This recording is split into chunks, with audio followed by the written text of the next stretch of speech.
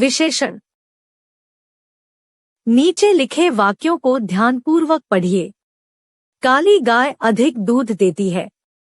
ऊंचा मकान मेरा है। 4 आदमी आ गए हैं। 5 किलो चीनी दीजिए। आम मीठा है।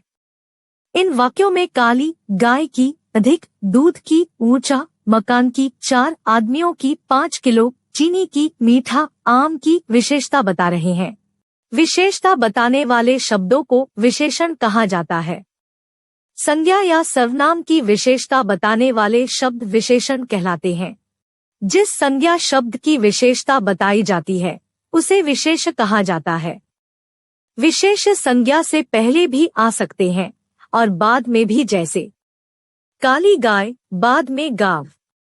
आम मीठा, पहले आम। इनमें काली मीठा विशेषण है। प्रविशेषण। कभी कभी विशेषणों के भी विशेषण प्रयोग किए जाते हैं, जैसे सीता बहुत सुंदर है। गहरी काली कमीज पहनो। इन वाक्यों में सुंदर विशेषण के लिए बहुत प्रविशेषण का तथा काली विशेषण के लिए गहरी प्रविशेषण का प्रयोग किया गया है। जो शब्द विशेषण की विशेषता बताता है उसे प्रविशेषण कहते हैं। विशेषण के भेद। विशेषण के 4 भेद हैं। 1. गुणवाचक विशेषण। ऐसे विशेषण जो संज्ञा या सर्वनाम के गुण, दोष, दशा, रंग, आकार आदि का बोध कराते हैं, गुणवाचक विशेषण कहलाते हैं, जैसे अच्छा, बुरा, पतला, मोटा, नीला, छोटा, मीठा, कठोर आदि। कुछ अन्य गुणवाचक विशेषण इस प्रकार है। गुणबोधक। सुंदर, अच्छा, भला, चतुर, शिष्ट आदि। दोषबोधक। दुष्ट, बुरा, अशिष्ट, अयोग्य, पापी आदि। कालबोधक। पुराना, नया, वार्षिक, मासिक, साप्ताहिक आदि। आकार बोधक। चपटा, गोल, मोटा, सीधा, ऊंचा आदि। स्वाद बोधक। मीठा, खट्टा, कड़वा, नमकीन आदि। रंग बोधक। लाल, पीला, हरा, रंगीन आदि। स्पर्श बोधक। कोमल, कठोर, मखमली, खुरदरा आदि। निम्नलिखित वाक्यों में गुणवाचक विशेषण का प्रयोग देखिए और समझिए। विनम्र व्यक्ति प्रशंसा पाता है।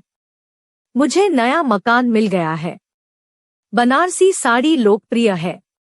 सूखी लकड़ी खरीदा। लाल कमीज पहन लो। पीला आम मीठा होता है।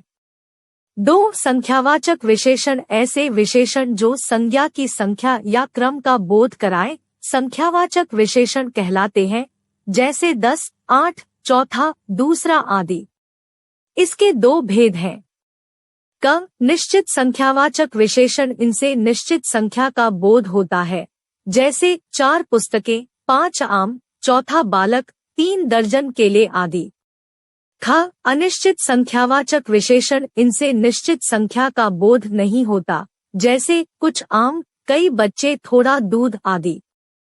3. परिमाणवाचक विशेषण। ऐसे विशेषण जो संज्ञा बटा सर्वनाम की माप तौल का बोध कराए परिमाणवाचक विशेषण कहलाते हैं, जैसे 3 लीटर दूध, 4 किलो चावल, 5 मीटर कपड़ा आदि।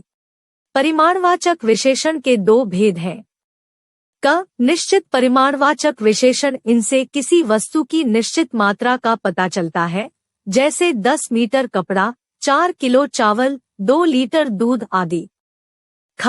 अनिश्चित परिमाणवाचक विशेषण। इनसे किसी वस्तु को निश्चित मात्रा का पता नहीं चलाता, जैसे थोड़ा दूध, कुछ चीनी आदि।